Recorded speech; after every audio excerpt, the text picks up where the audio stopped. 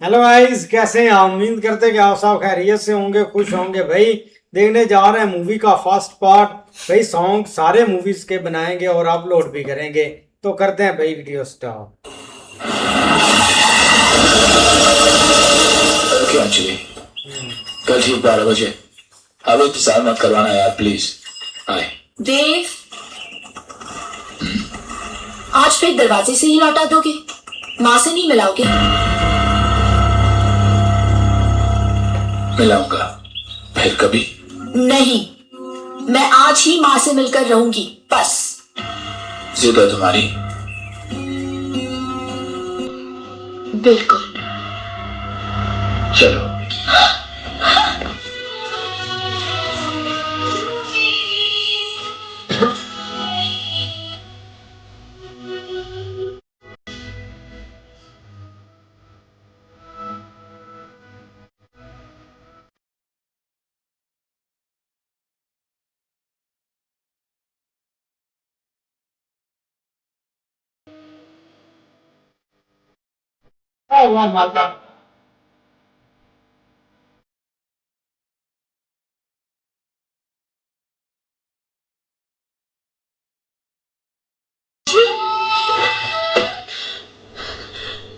कौन? माँ जी, मैं कौन है?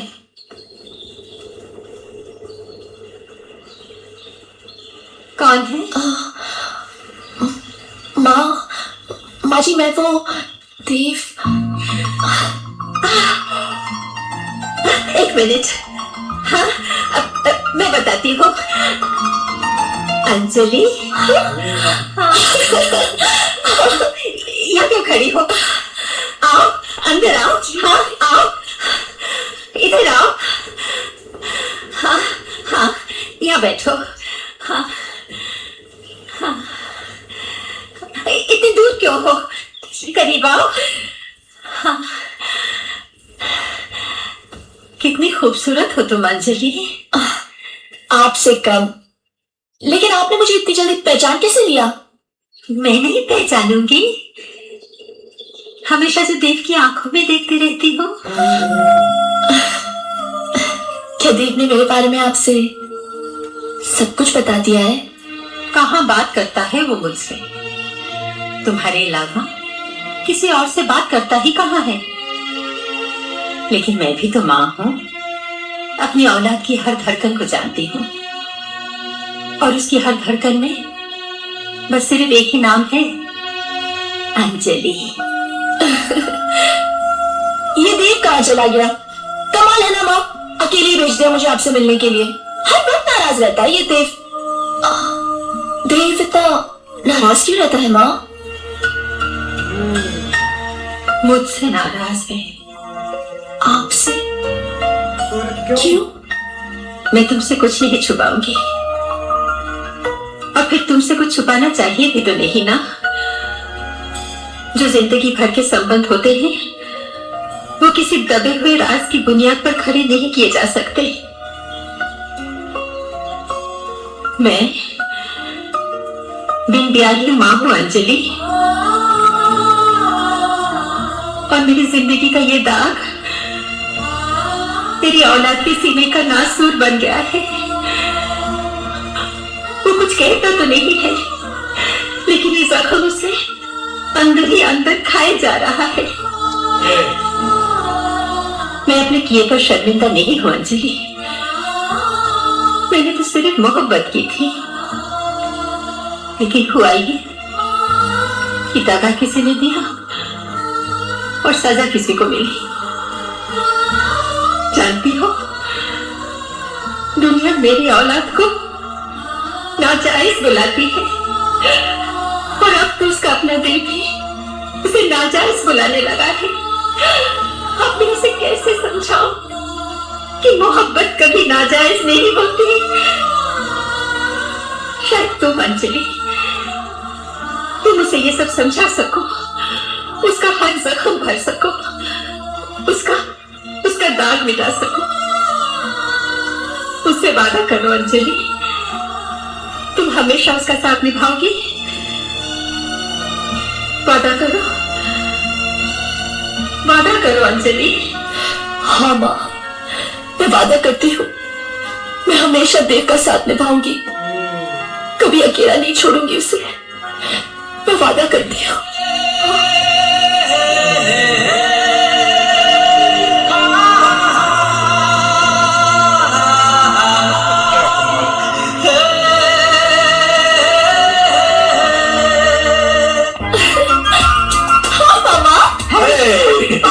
हाय प्रिंसेस। इस बार लंदन से बहुत जल्द लौटा है। लंदन से दिल्ली गए थे, दिल्ली से आ रहे हैं। दिल्ली से? हाँ। तो आपने मुझे फोन क्यों नहीं किया? मैं एयरपोर्ट आ जाती आपको लेने। It's okay. तुम्हें फुर्सत मिलेगी तब ना। मामा कहाँ थी सुबह से तू? देखा पापा, मामा को तो अपनी बेटी पर बिल्कुल भरोसा नहीं है। मामा को हो या ना हो, पापा को तो है। कैसे पापा? अब देखा ये कि हमारी बेटी को हम पर कितना भरोसा है। आपको कोई शक है पापा? नहीं, बिल्कुल शक नहीं है। नहीं, इसीलिए तो आपकी जिंदगी का इतना अहम फैसला आपसे पूछे बगैर करा हाँ है। जी, कुछ भी नहीं होगा। कैसा फैसला? बता दो। बताइए ना। आप जानती हैं दिल्ली क्यों गए थे? क्यों? आपका ब्याह तय करने हैं। मेरा ब्याह? हाँ, क्या मैरिज? आपका ब्याह? बहुत खुश हूँ अंजलि, मैं बहुत खुश हूँ। शर्मा गई चांदी, लड़का बहुत अच्छा है, खूबसूरत है, आदर्शवादी है, खानदानी है, बहुत अच्छा लड़का है। पापा, मैं ये शादी नहीं कर सकती पापा, क्यों बेटा? क्योंकि मैंने किसी और से वादा किया है। कौन है वो? कौन है? उफ देव, क्या पागलों की तरह हंस रहे हो? मैं मजाक नहीं कर रही हूँ, सच कह रही हूँ। मैंने पापा को सब कुछ बता दिया है और वो आज ही तुमसे मिलना चाहते हैं। और जानती हो आपके पापा मुझसे मिलकर क्या करेंगे? क्या करेंगे? लात मारकर मुझे अपने महल से बाहर निकाल देंगे। मेरे पापा कोई जंगली नहीं है, समझे? और तुम भी जंगली बनकर मेरे घर मत आ जाना। साफ सुथरे कपड़े पहनकर, दाढ़ी वाड़ी बनाकर, और ये चप्पल तो बिल्कुल ही नहीं, और मुंह पर ताला लगवा कर आना, और फिर बड़ी नरमी से पापा से मेरा हाथ मांगना। क्यों क्यों मांगू मैं तुम्हें किसी से? अगर मैं चाहूँ उड़ा कर ले जा सकता हूँ। ए मिस्टर एरोगेंट, मैं कहीं उड्डे उड्डे वाली नहीं तुम्हारे साथ। तुम्हें मेरे घर आकर बाकायदा मेरा हाथ मांग कर जाना पड़ेगा।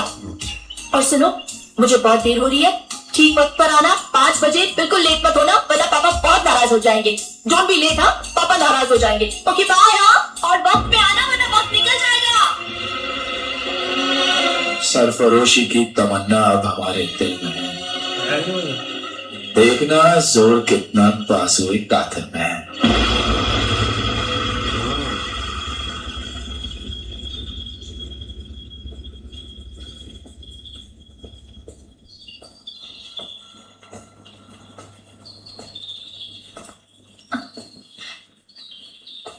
पापा, this is Dev. Dev, this is my father. Father का मुंह तो पहले ही उतरा है। क्या बात। अरे आप लोग खड़े क्यों हैं? आओ बेटा, बैठो। जी आओ बैठो, यहाँ बैठो। वो पैसे वाला है, उसकी ट्यून ही ज्यादा है।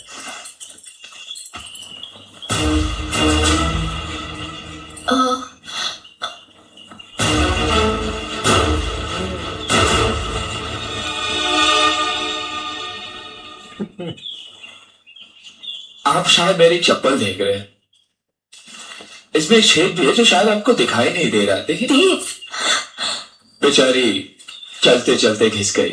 देव, अंजलि, दरअसल अंजलि चाहती थी कि मैं आपके सामने साफ सुथरे कपड़े पहनकर, दाढ़ी वाड़ी बनाकर, मुंह पर ताला लगाकर रहूं।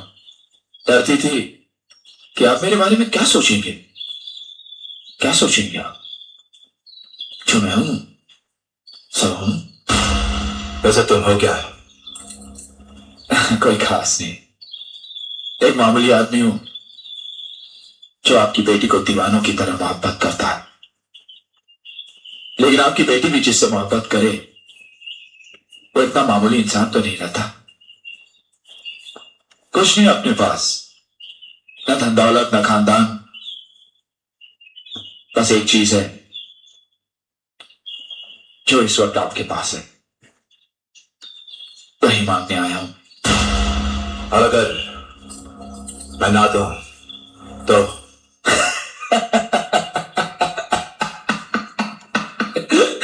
तो छीन के ले।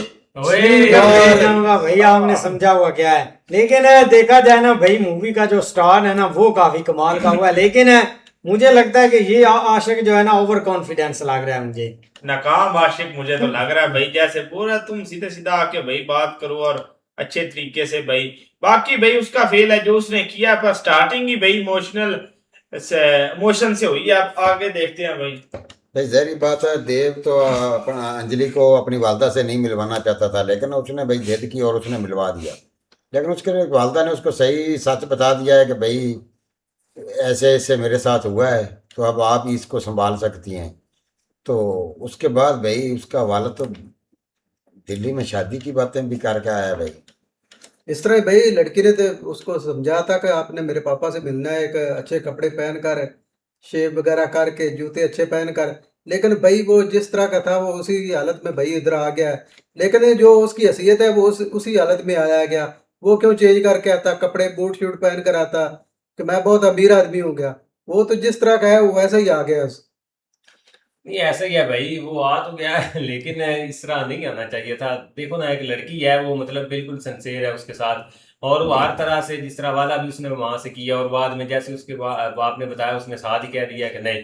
लेकिन ये कि आप देखो क्या एंड होता है इनकी कन्वर्सेशन का। ऐसे ही है भाई, मिलते हैं नेक्स्ट पार्ट में, तब तक के लिए गुड बाय।